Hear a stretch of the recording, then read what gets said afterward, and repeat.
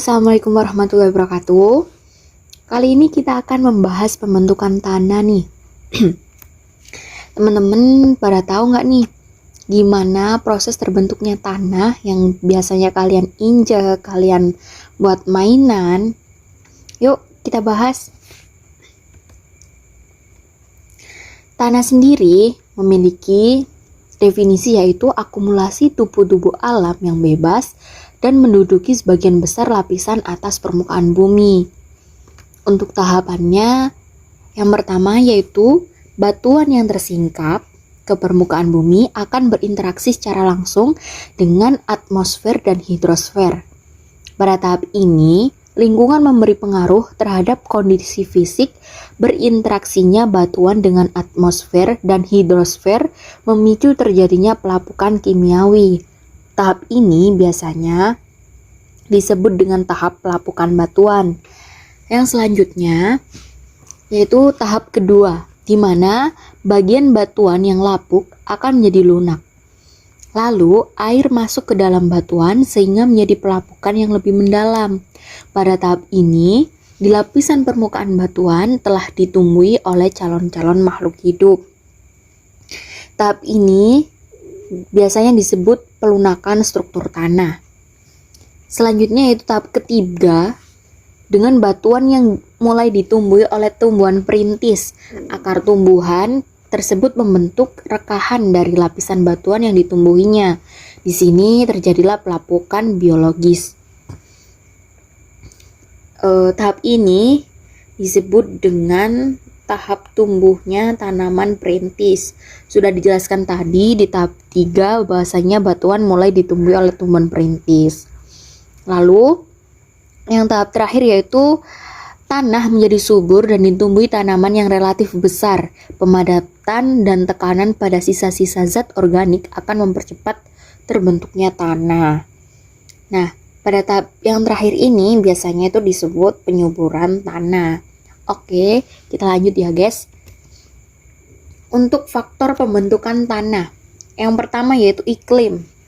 Iklim itu dibagi menjadi beberapa bagian. Namun, yang mempengaruhi dalam faktor pembentukan tanah itu ada suhu dan curah hujan, di mana suhu udara akan mempengaruhi pada kecepatan fisik batuan, di mana suhu semakin tinggi maka pelapukan semakin cepat. Jika suhu semakin rendah, pelapukannya juga melambat. Yang kedua yaitu curah hujan. Jika curah hujan tinggi akan mempengaruhi asam tanah atau pH tanah yang semakin meningkat, sehingga akan terjadi korosi tanah secara kimia. Yang kedua yaitu topografi. Topografi dalam proses pembentukan tanah meliputi faktor-faktor seperti struktur geologi dari ketinggian atas permukaan laut, konfigurasi dan kemiringan lereng. Posisi bahan induk atau tanah selama podogenesis mempengaruhi siklus hidrologi, transpirasi, dan proses sejenis lainnya. Yang ketiga yaitu ada waktu. Waktu dapat mempengaruhi sifat fisika, biologi, serta kimia dari tanah, yang dimana setiap tanah memiliki unsur tersendiri.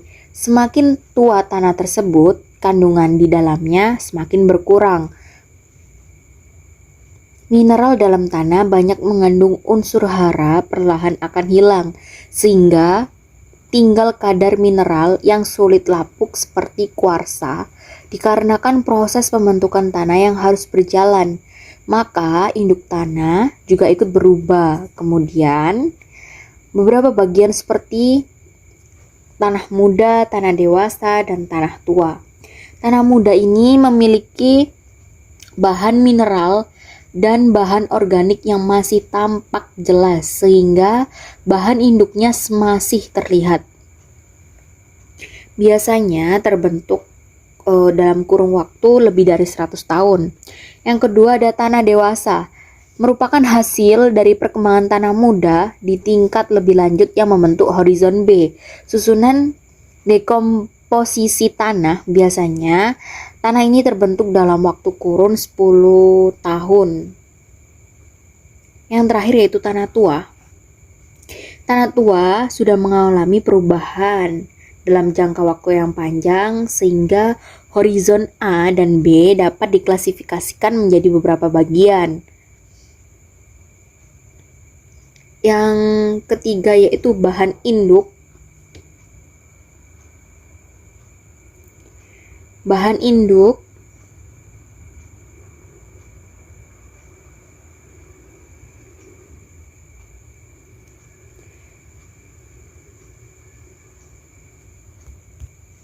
untuk bahan induk dapat berasal dari batuan atau longgokan biomasa mati sebagai bahan mentah yang berasal dari batuan akan menghasilkan tanah mineral, sedang yang berasal dari longgokan biomasa mati akan menghasilkan tanah organik.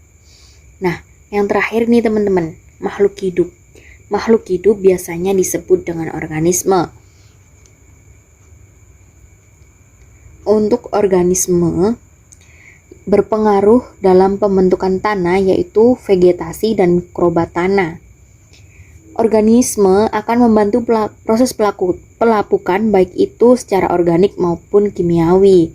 Untuk organik yaitu pelapukan yang terdiri disebabkan oleh makhluk hidup yaitu hewan dan tumbuhan, sedangkan yang kimiawi terjadi karena proses kimia seperti batu kapur yang terlarut oleh air. Organisme dapat mempengaruhi terhadap jenis vegetasi yang berpengaruh terhadap sifat-sifat tanah seperti vegetasi hutan yang dapat membentuk tanah yang berwarna agak kemerah-merahan. Oke, lanjut ya guys. Untuk tanah pozolik, tanah dari batuan pasir kuarsa tersebar di daerah beriklim basah tanpa bulan kering. Curah hujan lebih 2.500 mm per tahun. Tanah warna kuning dan biasanya itu ada yang berwarna merah disebabkan oleh besi dan aluminium yang teroksidasi. Mineral liat di tanah ini didominasi oleh silikat yang tersebar di daerah pegunungan. Untuk karakteristiknya, berwarna kuning dan kemerahan, kesuburan tanah yang relatif rendah, bertempur pasir sehingga lempung, terdapat di pegunungan Nusa Tenggara, cocok untuk perladangan kebun karet, teh, dan kopi. Selanjutnya yaitu tanah organosol. Tanah organosol biasanya disebut juga tanah gambut, yaitu berasal dari bahan induk organik dari hutan rawa, terbentuk dari bahan induk yang mengalami pengelapukan unsur hara yang tergandung sangat sedikit sehingga tanahnya kurang subur dan kurang baik untuk di lahan pertanian.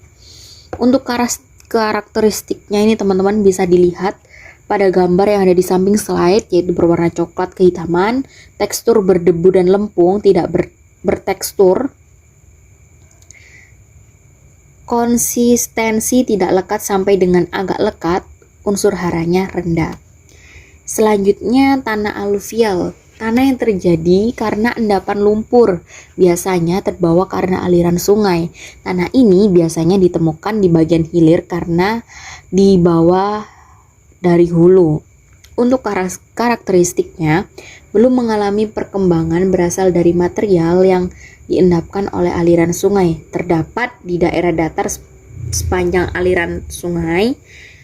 Dan yang terakhir terdapat di Sumatera bagian timur, Jawa di utara, Kalimantan di selatan dan tengah, serta Papua di bagian selatan. Selanjutnya yaitu tanah kapur, merupakan tanah yang terbentuk dari pelapukan batuan kapur. Tanah tersebut disebut juga tanah yang tidak subur dan tanah Mediterranean, yakni satu jenis tanah yang tidak memiliki unsur hara atau unsur haranya sangat sedikit. Untuk karakteristiknya berasal dari batuan kapur, tidak subur tapi masih bisa ditanami pohon jati. Miskin unsur hara tersebar di daerah kering seperti Gunung Kidul Yogyakarta, di daerah pegunungan kapur seperti di Jawa Barat, Jawa Tengah, dan Nusa Tenggara Timur. Oke, tanah vulkanis. Berasal dari pelapukan batuan vulkanis terbentuk dari abu gunung Merapi. Mineral primer pada tanah vulkanik umumnya dalam bentuk fraksi pasir dan sebagian fraksi debu. Mineral primer tersebut merupakan hasil pelapukan fisik dari bahan piroklasik yang dikeluarkan saat erupsi gunung berapi. Untuk karakteristiknya, tanah ini sangat subur, biasanya cocok untuk penanaman di perkebunan. Sifatnya tidak mudah tertiup angin. Jika terkena hujan, tanah di bagian atas menutup sehingga tidak mudah erosi. Biasanya ini terdapat di Lampung, Palembang, dan Sumatera Barat. Tanah vulkanis terdapat di Jawa, Sumatera, Bali, dan beberapa wilayah lain yang memiliki gunung berapi. Selanjutnya itu tanah pasir, yaitu batuan sedimen yang terutama terdiri dari air mineral berukuran pasir atau butir. Batuan yang terdapat berasal dari pecahan batuan lainnya. Untuk karakteristiknya, miskin kadar air, memiliki kapasitas yang menampung air yang cukup tinggi. Butiran kasar terdapat di pantai barat Sumbar, Sumatera Barat, Jatim, dan Sulawesi. Ada juga tanah humus. Tanah humus ini tanah yang paling subur, cocok buat tanaman karena memiliki komposisi yang mirip dengan pupuk kompos. Hal ini karena tanah humus merupakan tanah terbentuk dari pelapukan daun dan juga batang pohon, serta ada percampuran dari kotoran hewan. Untuk karakteristiknya, teksturnya itu gembuk juga, mempunyai banyak lapisan tanah. Lapisannya itu berwarna gelap dan daya serapnya tinggi. Selanjutnya ada tanah laterit. Tanah yang tidak subur, terjadinya